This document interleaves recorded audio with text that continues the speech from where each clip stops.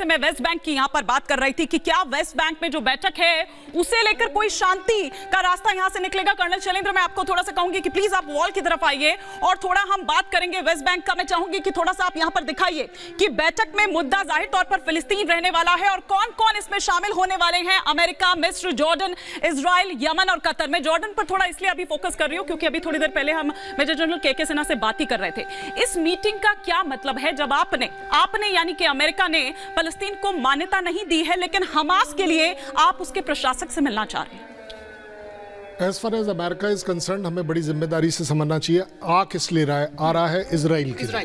बिल्कुल, इसीलिए वो पहले वहां जा रहा है। उसके बाद कहां जा रहा है? उसके बाद जा रहा है जॉर्डन के लिए। इससे पहले क्या हुआ? ब्लिंकन कहां आया?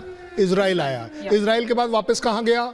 जॉर्डन गया। इसका मतलब कहीं ना कहीं कोई केमिस्ट्री जरूर बन रही है कि एक वो ब्लिंकन जो कहीं जाने के लिए कतराते हैं, एक बार वो इन दो जगहों पर 2 बार जा रहे हैं। अब इसको फॉलो अप लीजिए कि उनकी कोई ना कोई चीज डिप्लोमेटिकली कहीं सही दिशा में चल रही होगी। अदरवाइज ये श्रीमान जी तो आते ही नहीं है कभी कहीं।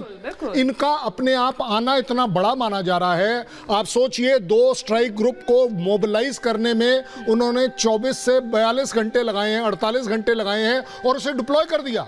ये चीजें स्मॉल नहीं है। डिप्लोमेसी में ये चीजें इतनी तेज हो ही नहीं सकती। That means what? चाह क्या रहे हैं हम? अभी किसी ने कहा कि अगर इजराइल थोड़ी बहुत कहीं जमीन दे भी दे गाजा को तो शायद कुछ हो जाएगा, लेकिन कैसे हो जाएगा?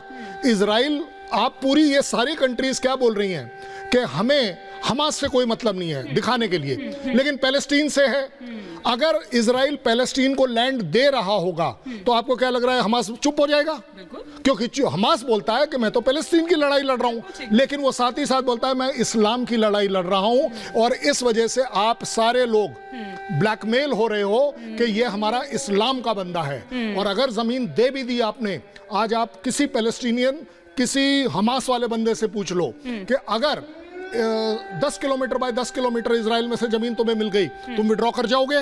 इनका एम ये नहीं है कि इजराइल की जमीन लेनी है। इन्हें जमीन से इजरायलीज को उठाना है, खत्म करना है, कहीं भी हो। एक और बड़ी खबर आ रही है सर, पहले मैं जरा उसका यहाँ पर रुक कर लेती हूँ। और ये जो बड़ी खबर है, ये ईरान जो धमकी दे रहा है, दरअसल वो ईरान के जो सुप्रीम लीडर हैं उनकी ओर से ये धमकी सामने आई है। अल खामेनी, जिनकी ये बड़ी धमकी है कि गाजा पर हमला करना बंद करे इजराइल, वरना मुसलमानों को कोई भी रोक नहीं पाएगा। ये देखिए, अभी थोड़ी देर पहले मैं इसी का यहाँ पर जिक्र कर रही थी। सूद सर, मैं एक क्विक रिएक्शन आपका इस पर चाहूंगी। देखिए, जो खामेनी बात कर रहे हैं मुझे नहीं लगता उसकी कोई ज्यादा अहमियत है, क्योंकि अगर आप गल्फ की बात करें वहां पे आप शिया और सुन्नी का केस है, और देखा जाए तो जितनी गल्फ की कंट्रीज हैं वो ईरान को पसंद नहीं करती। और ईरान एक हिसाब से देखा जाए तो वो तो हमास को भी पसंद नहीं करता, लेकिन उसकी मजबूरी है क्योंकि उसके ऊपर अटैक किया गया था। ईरान भी इस टाइम पे झेल रहा है और इसलिए ईरान ने हमास को चुना, साथ में हिजबुल्लाह भी इसके साथ मिला हुआ है। और इनकी जो धमकी है मुझे नहीं लगता उसका कोई मीनिंग है, कोई पर्पज है, क्योंकि ईरान पहले विक्टिम बना हुआ है। इजराइल ने कई बार उनके जो सीनियर लोग हैं उनको मारा है। तो इसलिए ईरान इस टाइम पे सेंटर स्टेज पे आना चाहता है ताकि उसके ऊपर जो सैंक्शन लगी है वो किस तरीके से हट जाए, और वो अटेंशन चाहता है वर्ल्ड की, यूएस की, कि उसकी तरफ अटेंशन जाए और वो इस सिचुएशन से बाहर निकले।